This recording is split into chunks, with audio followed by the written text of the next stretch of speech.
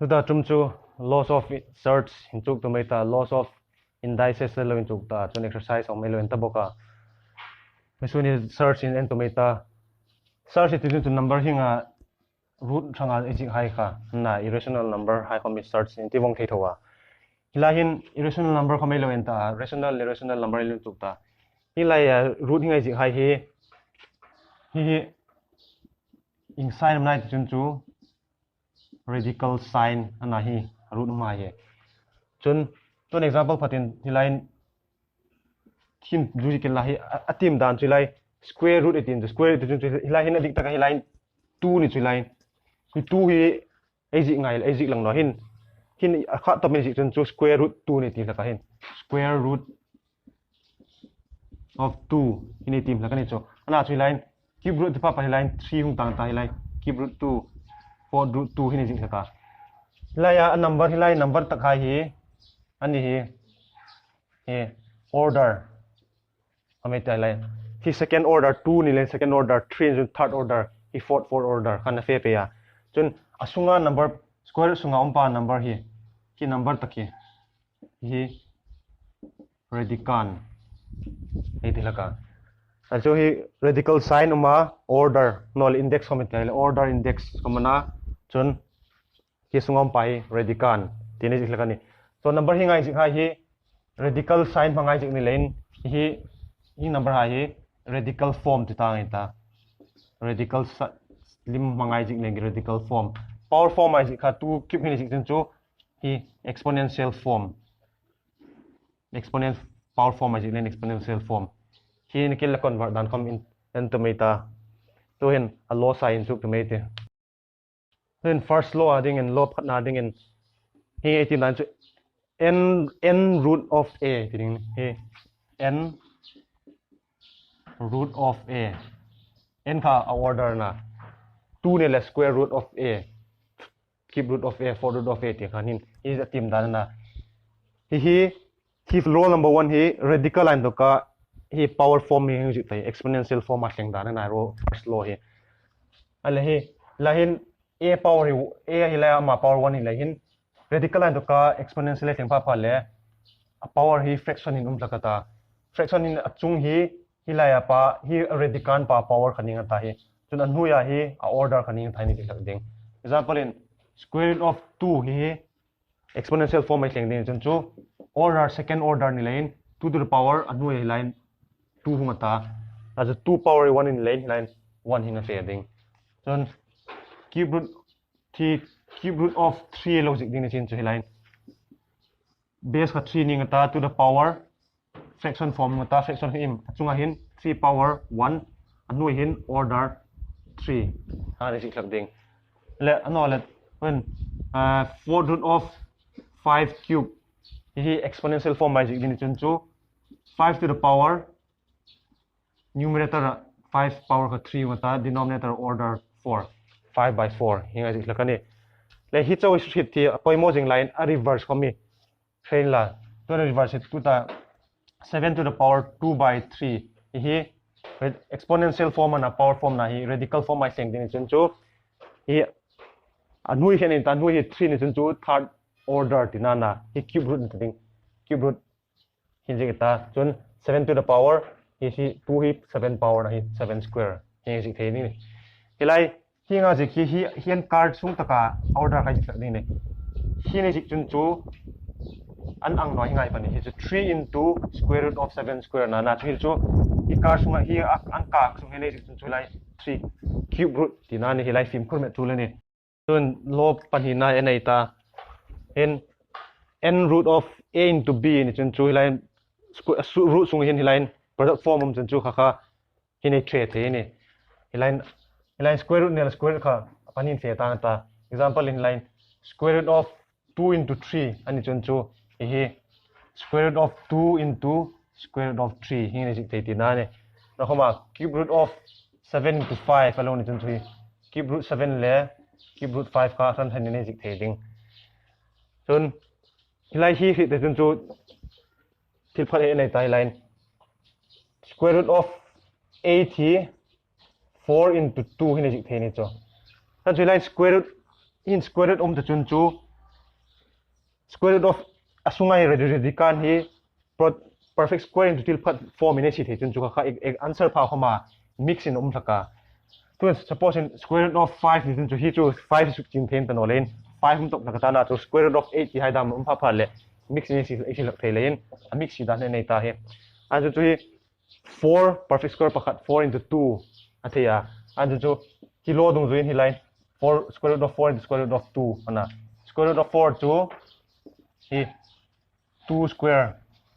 into square root of 2 na alai lai 2 square hi ai chin lai thol ang chun chu line square root na ai ba suma square chun chu ni cut top la ka hen tung sup top la ka ni cho yan dik chun dikana cho ang sup dan tak chi minai chun chu alo kan hi line exponential form e seng chun chu hi order 2 na 2 to the power ama power kha 2 chung feng ta order kha 2 hin feng ta lai 2 by 2 chu well hi line 2 to the power 1 chu 2 hin le len chu hi nga hu la kana na chu e hi ta chun chi square root na asuma square chun chi kat to bai asuk the tho cho ne line into root 2 into root 2 le lai final la 2 root 2 chu square root of 8 chu 2 root 2 hin hung theya hi homi se de tu la chun tuin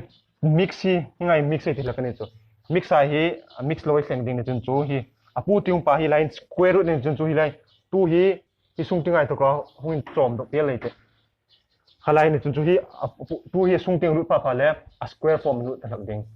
line hi 2 hi 2 square ning ta line 2 hi no ta hi 4 into 2 hi root 8 tu tai tho khale anang charani ale chun he example dam khati hila kamen 3 cube root of 2 he thoring sin he cube root ani chun chui line apu tinga 3 kha an chom lu pha phale a 3 a square ni lo a 3 a cube ding line he square root ni line 2 kha achung ting chom lu chun chu a square la kana line cube root ni line 3 chung ting chom lu ni chun chu a 3 kha a cube in fe ta ding into 2 in line cube root of hin hung ding ni cho hala hi 327 into 2 akan cube root of hi 54 cube root of 54 hi cube root 54 hi hingang charin in hai khom chok no kin la hin hui tok no ni he ni lo trai seng tang e tiu le lo dang hen no ge te lo ka ding ni n root of a by b divide into 3 la divide na san feng ta la into khan into feng bokin example in line square root of 2 by 3 hi square root of 2 le square root of 3 hi nei jik thei ina chun cube root of 5 by 7 kom hi cube root of 5 by cube root of 7 hi nei jik thei bong ina ne ana tuin hi cube root of 8 by 27 hi lom the sin hi chu hi ngai 5 le 7 hai chu suk ching thei ta no len hi nei si le ni na chu hi ngai chu suk ching thei le hi nei te hi cube root of 8 by cube root of 27 hina lo dung zoin ana chu hi cube ania le sung hi thil phat cube ni si thea hi cube na ti hi 2 cube na cube root of 2 cube by khami cube root of 3 cube ana hi kita square root le square khai kat ang khanila khami cube root le cube ni chu ni kat thea e kat thei dan tak chu hi nga hong ane hi seng din chu cube root of 2 cube kha exponential form is 2 to the power 3 by 3 3 1 is 3 2 to the power 1 2 hi ngaung thakani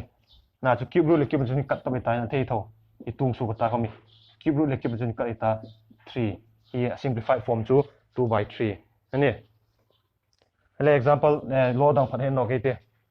apali na ding n root of a to the power n a order le power nang pha pha le answer chu a radical khanel ding tina an example in cube root of 2 tai tiang kha hi line 4 cube hi lo ni sin hi apu tinga mi sung tinga zile nang tho ni ki lo ni ta hi 4 nel ding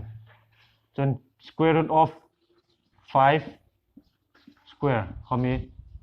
5 nel ding ina order le power khanang tun chu answer chu a radical kha anel ding ani so in law number pangana he nei te n root of a ni chun chu hilain m le n root order ai khama product lang ita m n in root of a ni nang char ni example in hi cube root of square root of 2 lo ni sin hi hilai order 2 ni line radical ni 2 ni len a kha 2 nai line 2 mta ta radical chui line na chi line order khai mta ta chi line keep le ma ta line 2 kha into 2 from the 6 root of 2 ni na nang chalding ani le top ta ka dingen n root of a to the power m ani chun chu hi la hin power m kha pu ting mana o pu ting khoma hi sung tinga square sung tinga zik le thumun char ani example in square root of 2 whole cube tin la hi chu square root of 2 cube tile anang char i bui ngai loading le chen ki ta kha square root of 2 square lo tin la hi of order less law number 4 dong kan order le power nang chun chu radical 2 etel kha hi hung dan chu in tu thai law dong hin square hi asung ting si the 2 square hi ne si the hi seng chun chu exponential form ji ka le 2 by 2 kata le 2 to the power 1 2 hi khom in sei do khoma explain tho the tho na chu a law hi chun chu direct in i 2 khom thei tho ne